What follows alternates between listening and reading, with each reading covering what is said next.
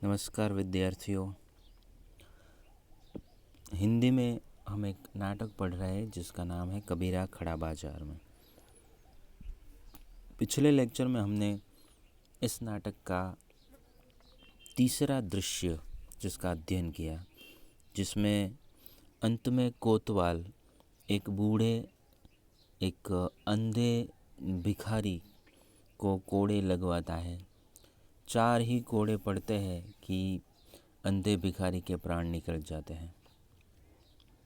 फिर कोतवाल उसे बाहर लेकर शहर में पूरे नगर में घुमाने का आदेश देता है। फिर कोतवाल उठकर खिड़की की ओर चला जाता है और पीठ पीछे हाथ बांधे बाहर की ओर देखने लगता है। फिर मुसाहिब और मौलवी आदाब बजाकर वहाँ से चले जाते हैं और यहाँ पर तीसरा जो दृश्य था वो समाप्त हो जाता है। चौथा दृश्य जो है वो कबीरा का है। इस दृश्य में पर्दा उठने पर कबीर झोपड़ी के बाहर अपनी खड्डी जो है, यानी कि उसका जो सूत बनाने का जो चरखा है उस पर बैठा है, वो चला रहा है और खड्डी की जो लय है, उसकी चलने की जो आवाज़ है, उसके साथ साथ वो एक पद गुनगुनाए जा रहा है। वो पद कबीरा गाता है, जीनी जीनी बीनी चदरिया, काहे का ताना काहे की भरनी, कौन तारे से बीनी चदरिया, इंगला पिंगला ताना भरनी, सुषमिन तार से बीनी चदरिया।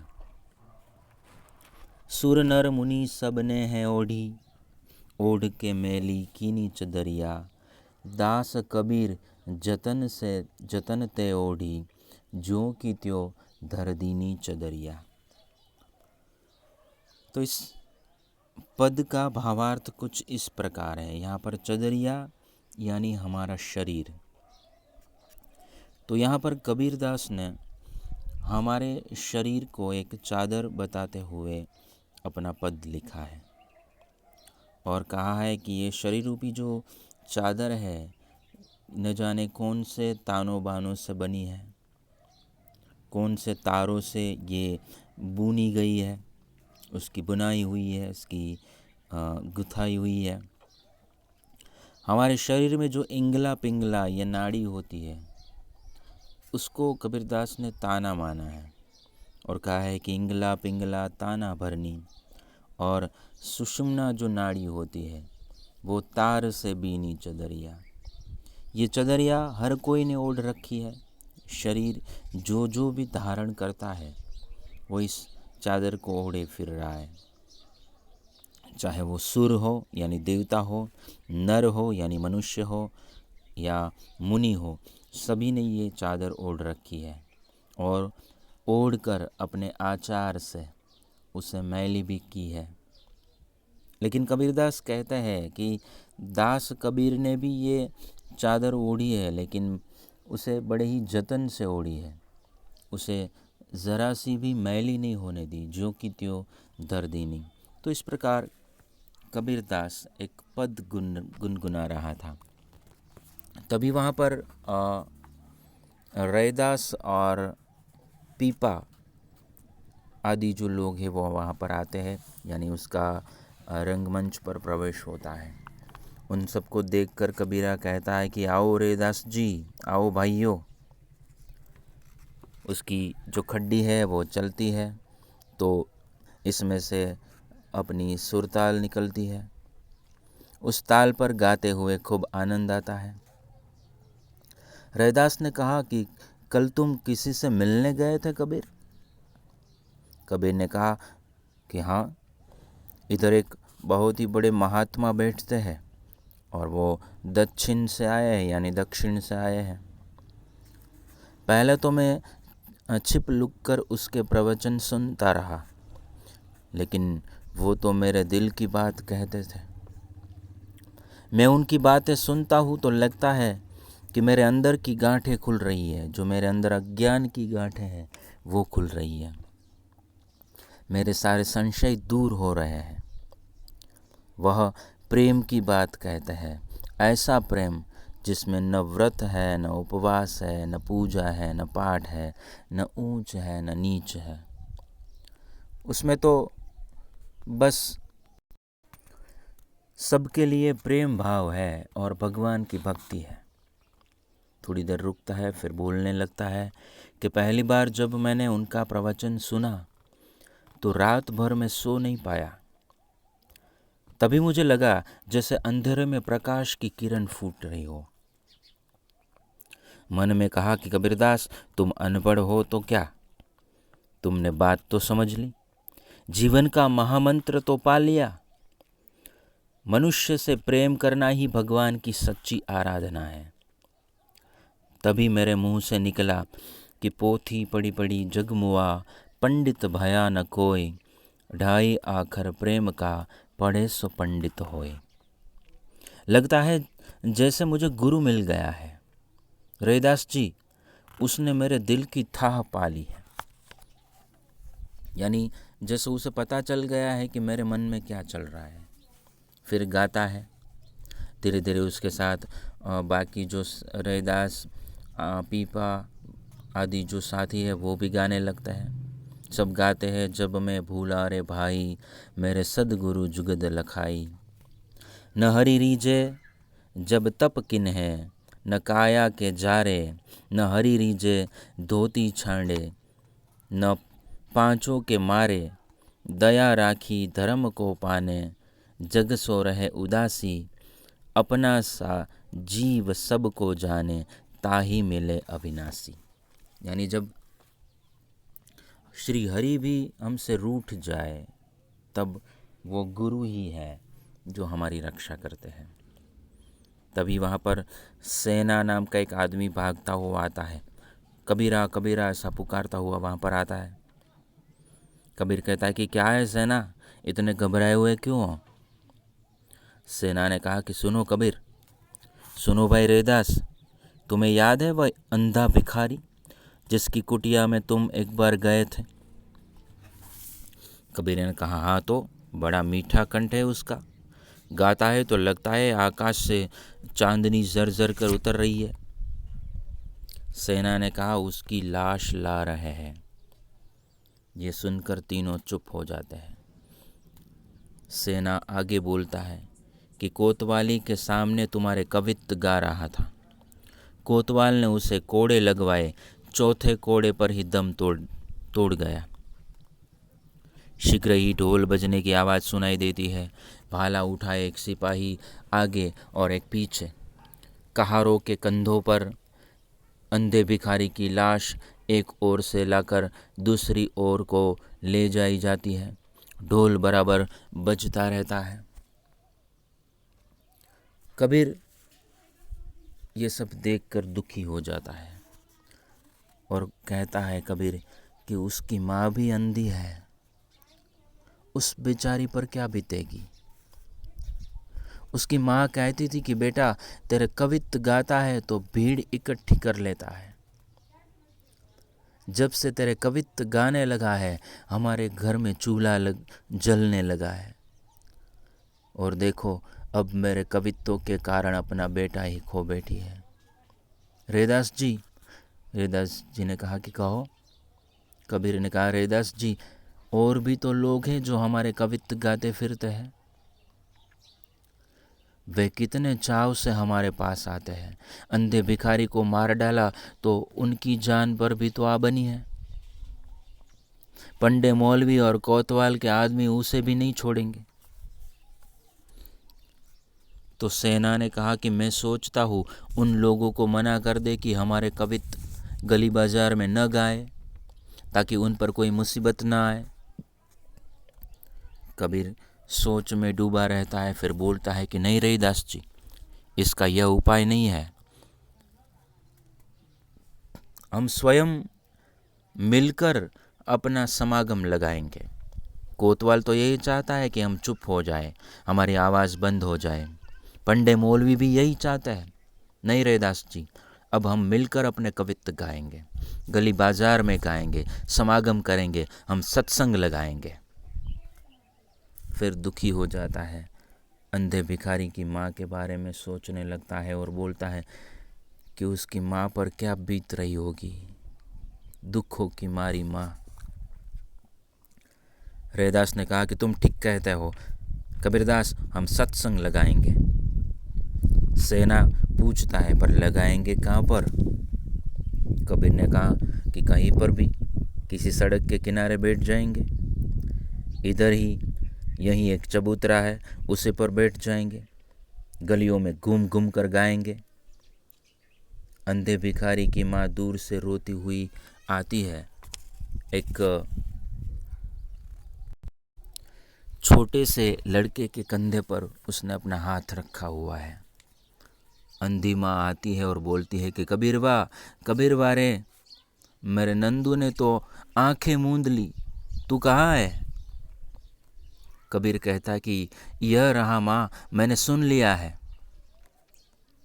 अंधी माँ ने कहा इतनी चीड़ी सी तो उसकी जान थी, कोड़ों की मार सहने के लिए सकत कहाँ से लाता, यानी शक्ति कहाँ से आती उसमें कि वो कोड़े की मार सह ले। कबीर ने कहा कि घर में दाना है माँ? अंधी माँ है, वह कमा कर छोड़ गया है, खुद तो नहीं खाता था पर अंधी माँ के लिए छोड़ गया है। वो व्याकुल हो जाती है और कहती है मैं भी तेरे कवित्त गाऊंगी नंदू बेटा, मैं भी तेरे कवित्त गाऊंगी, मैं भी नंदू की तरह गली गली कवित्त गाऊंगी। रैदास कहता है और जो तुम्हें भी कोड़े मारे गए तो माँ? अंधी माँ ने कहा जो कोड़े नंदू की पीठ पर पड़े थे वह मेरी पीठ पर पड़े थे बेटा। बच्चे पर पड़ने वाले कोड़े माँ की ही पीठ पर पड़ते हैं, पर मैं मरी नहीं, नंदू मर गया, मैं सह लूँगी कबीरा। नंदू का मरना सह लिया तो कोड़े न सहूँगी, मैं गली गली गाती फिरूँगी। अब मैं गाऊँगी और वह सुनेगा, जहाँ पर भी है सुनेगा ना कबीरा? कबीरा कहता है कि हाँ माँ सुनेगा। तुम कहाँ जा रही हो माँ? तुम हमारे यहाँ चले आओ। अंधी माँ ने कहा मैं अपने नंदू के पास जाऊंगी रे, जालिमों ने उसे कोड़े मार मार कर मार डाला। कबीर कहता है कि हम तुम्हारे साथ चलेंगे। सेना कहता है तुम यहीं ठहरो कबीरदास, हम माई को पहुँचाते हैं। अंधी माँ कहती है कि मैं चली जाऊंगी रे। सेना बशीरा अंधी भिखारन के साथ चले जाते हैं। फिर पिपा कहता है कि सुनो कबीर भाई, इधर सत्संग करेंगे तो मुल्ला पंडे हमें छोड़ेंगे नहीं, हाकिमों को भी बुरा लगेगा। कबीर ने कहा तो? पीपा ने कहा मैं सोचता हूँ हम इन लोगों को अपने साथ क्यों बैठाएं, हमारे कारण इन पर मुसीबत क्यों आए। कबीर ने कहा तुम किसे रोकोगे, तुम्हारे साथ दुखी जन सभी आएंगे, जिस दिल को तुम्हारी बात लगेगी वह आएगा, तुम रोक भी कैसे सकते हो। रैदास जी हम तुम तो कवित्त गढ़ लेते हैं पर भावना तो उनके दिल में भी वैसी ही है। रैदास ने कहा तो यही फैसला हुआ, इधर सड़क किनारे पर समागम करेंगे। कबीर ने कहा कि हाँ प्रभात वेला में बैठा करेंगे, दिन चढ़ने पर अपने अपने काम पर चले जाया करेंगे। रैदास ने कहा इधर से बहुत लोग गंगा स्नान को जाते हैं। कबीर ने कहा यह तो और भी अच्छा है। रैदास ने कहा ब्राह्मणों को पता चलेगा कि छोटी जात वाले लोग इधर बैठते हैं तो वे अपना रास्ता बदल लेंगे। कबीर कुछ तो होगा ही, आप भी अपने मित्रों साथियों को बता दे, मैं भी बस्ती में खबर कर दूंगा। पीपा ने कहा तुमने अच्छी तरह सोच विचार लिया कबीरदास, सोचा तो है ना अच्छी तरह से, इसमें बहुत जोखिम होगा। तभी कबीर मुस्कुरा देता है और कहता है समझू देख मन मित पियरवा, आशिक होकर रोना क्या रे, कहे कबीर प्रेम का मार्ग, सिर देना तो रोना क्या रे। ये तो प्रेम का मार्ग है, इस पर जो चलता है वो कभी सोचता नहीं, वो कभी विचार नहीं करता। इस पर तो यदि ज़रूरत पड़े तो सिर भी दे देना पड़ता है, लेकिन रो नहीं सकते। कबीरा जब ये कवित्त सुनाता है उसी पर यहाँ पर पर्दा गिरता है और चौथा दृश्य जो है वो यहाँ पर ख़त्म होता है। फिर पांचवा दृश्य जो शुरू होता है वो प्रभात का झुटपुटा, पीछे काशी नगरी का फैलाव है, 3-4 आदमी खड़े बतिया रहे हैं, दिखाई दे रहे हैं। सेना नाई पहले से पहुंचा हुआ है। सेना जो कि एक नाई है जात से, वो पहुंचा हुआ है वहाँ पर। एक बोलता है कि हमारे गांव में साधु महात्मा पधारे, बहुत पहुँचे हुए हैं। हमने सोचा कि चलो साधु महात्मा के पास अपना शंका का समाधान करावे। हम हाथ बांधकर उनके सामने जा खड़े हुए। हमने कहा, महाराज, योग साधना करने वाले को घर गृहस्थी छोड़ देना चाहिए। मेरी ओर यूं देखकर बोले, कौन जात? हमने कहा, भगवान, मैं आपका सेवक हूँ। वह फिर तेवर चढ़ाकर बोले कि कौन जात, यानी तुम्हारी जात कौन सी है? हमने कहा, कम जात, बद जात, नीच जात, हम चमार हैं मालिक। इस पर साधु महाराज ने डंडा उठा लिया और हम वहाँ से चले आए। तभी बशीरा का प्रवेश होता है।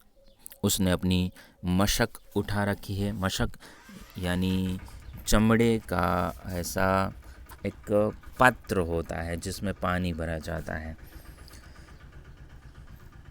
तो आओ बशीरा आओ, सेना से कहा कि हमने बशीरे से कहा आज सत्संग होगा, इसने भी आप लोगों के कवित्त सुन रखे हैं। बोला कि चलो हम भी चलेंगे। बशीरा ने कहा कि यही जमाव होगा ना, हमने सोचा अभी छिड़काव में देर है, यहाँ से होकर ही सीधा काम पर चले जाएंगे। सेना ने कहा, तुम भी बशीरा काशी के रहने वाले हो? बशीरा ने कहा कि यह भली पूछी भैया, अब सुना है तुम्हें, हम कहाँ के रहने वाले हैं? सेना ने कहा कि कहो। बशीरा ने कहा, कहाँ से शुरू करें? दादा से, परदादा से, जहाँ से कहो वहीं से हम सुनाते हैं। सेना ने कहा, जहाँ से मन आए सुनाओ ना भाई। बशीर ने कहा, तो सुनो। हमारे परदादा 5 भाई थे, पांचों दिल्ली में रहते थे। मोहम्मद बिन तुगलक की अमलदारी थी। अब बादशाह सलामत ने कूच का हुक्म दे दिया रियाया को कि चलो सब दौलताबाद। तो ये 5 भाई भी दौलताबाद के लिए रवाना हो गए। सेना ने कहा, फिर? बशीरा बोला कि 2 तो रास्ते में ही ख़त्म हो गए, बाकी बचे 3, वे दौलताबाद बखूबी पहुंच गए। फिर कुछ साल बीते कि बादशाह ने फिर कूच का हुक्म दे दिया कि चलो वापस दिल्ली। तो 2 रास्ते में लौटते हुए ख़त्म हो गए। अब बच रहा एक, वह हमारे परदादा थे। अब आगे सुनो। एक ने कहा, वह कौन था जिसकी फ़कत एक टांग दौलताबाद पहुंची थी? वह भी तो तुम्हारे रिश्ते का ही था। बशीरा, वह हमारे परदादा का चाचा जाद भाई था। सेना, उसकी एक टांग दौलताबाद कैसे पहुंची? बशीर ने कहा कि वह वहाँ जाना नहीं चाहता था भाईजान। शाह के सिपाही उसे घसीट कर ले जा रहे थे। वह रास्ते में धीरे धीरे ख़त्म होता गया। एक एक पड़ाव पर जिस्म का एक एक हिस्सा कम होता गया। जब काफिला दौलताबाद पहुंचा तो उसकी सिर्फ एक टांग बच रही थी। वह दौलताबाद सही सलामत पहुंच गई, उसकी टांग। सेना, फिर? बशीरा ने कहा कि जब तुगलक बादशाह ने दौलताबाद पहुंचकर इनामात तकसीम किए तो एक सिपाही ने वह टांग दिखाकर 100 दिनार इनाम के पाए और उसे सूबेदार बना दिया गया। यानी जो उसे घसीट कर लाया था उसे इनाम मिला, जो एक टांग को ले आया था उसे। सेना ने कहा कि वाह बशीरा, अब हमारे परदादा के भी 5 बेटे थे। कहानी आगे सुनो। पांचों के पांचों खूब करांडिल जवान, सुना है देख कर आंखें भरती थी। सेना ने कहा फिर? बशीरा, उसकी किस्मत तब चमकी जब तैमूर लंग दिल्ली में तशरीफ लाए। सेना ने कहा कि वह कैसे? बशीरा ने कहा कि दिल्ली में तैमूर लंग नाजल हुए तो 2 तो सीधे दिल्ली की फसील के बाहर मारे गए। एक ने हंसकर कहा, और 2 फसील के अंदर? बशीरा, नहीं, सुनो, सुनते जाओ, चलो कहो। बशीरा ने कहा कि 2 फसील के बाहर मारे गए। अब तैमूर लंग बड़ा मजहबी बादशाह था, अल्लाह का नाम लेकर तलवार उठाता था। अल्लाह का नाम लेकर ही उसने 1 लाख बाशिंदों को अगले जहान पहुंचा दिया, यानी मार डाला। सेना फिर? बशीरा ने कहा जब यह सवाब का काम पूरा कर चुका तो उसे ख्याल आया कि इस अजीज कत्ल-ए-आम की याद में एक मस्जिद बनवानी चाहिए। ऐसी मस्जिद जिसका गुंबद आसमान को छुए। और उसने फैसला किया कि यह मस्जिद उसके वतन समरकंद में बनेगी। एक ने कहा कि वाह बशीरा, बड़ा फनकार था वह बादशाह। समरकंद की मस्जिद का खाका उसने अपने हाथ से तैयार किया था, यानी जो उसका डिज़ाइन था वो उसी ने बनाया था। सेना फिर? बशीरा, अब बादशाह सलामत ने फैसला किया कि इस मस्जिद को बनाने के लिए दिल्ली से ही मेमार को फनकार और मजदूर ले जाना चाहिए। खूब, मगर दिल्ली में तो कोई बचा नहीं था। 1 लाख आदमी तो मौत के घाट उतारे जा चुके थे। फिर क्या हुआ? पर मेरा दादा बच गया था और उसके 2 भाई भी बच गए थे। फिर पहले तो तैमूर ने बहादुर सिपाही लूटपाट करते रहे, दिल्ली की गलियों में घुस कर औरतें उठाते रहे थे। तो अब एक रात तैमूर के सिपाही हमारे दादा की गली में घुस आए। उधर वे मोहल्ले में घुसे कि इधर तीनों भाइयों की औरतें तहखानों में घुस गई। वे समझे बैठी थी कि उन्हें उठाने आए हैं। दरअसल वे उनके खाविंदों को उठाने आए थे, यानी उनके पतियों को। तैमूर को मस्जिद बनाने के लिए मेमार और मजदूर की ज़रूरत थी, कि दरकार थे। सेना, वाह फिर? बशीरा ने कहा 2 भाई तो यहाँ धर लिए गए और समरकंद भेज दिए गए, 1 और बाकी बचा 1। बशीरा, वह उस वक्त घर पर नहीं था, वह अपने भाइयों की लाशें ठिकाने लगाने गया हुआ था और वह हमारा बाप था। तो दूसरे ने हंसकर कहा कि फिर? बशीरा ने कहा तैमूर बादशाह जिस शान से आया था उससे दुगनी शान से लौटा। आया था तो घोड़े ही घोड़े उसके साथ थे, लौटा तो हाथी ही हाथी उसके साथ थे। आया था तो जल्लाद ही जल्लाद उसके साथ थे, लौटा तो हसीन से हसीन औरतें उसके साथ थी और मेमार और फनकार उसके साथ थे। हमारे 2 चचा जान भी उनके साथ थे और मस्जिद का खाका अलग 3 शायरों को भी साथ ले गया था। सेना ने कहा फिर? बशीरा, अब हमारे बाप के भी 5 बेटे थे। अभी उनकी जो कहानी है वो आगे चलेगी, लेकिन ये कहानी हम इसके अगले लेक्चर में सुनेंगे।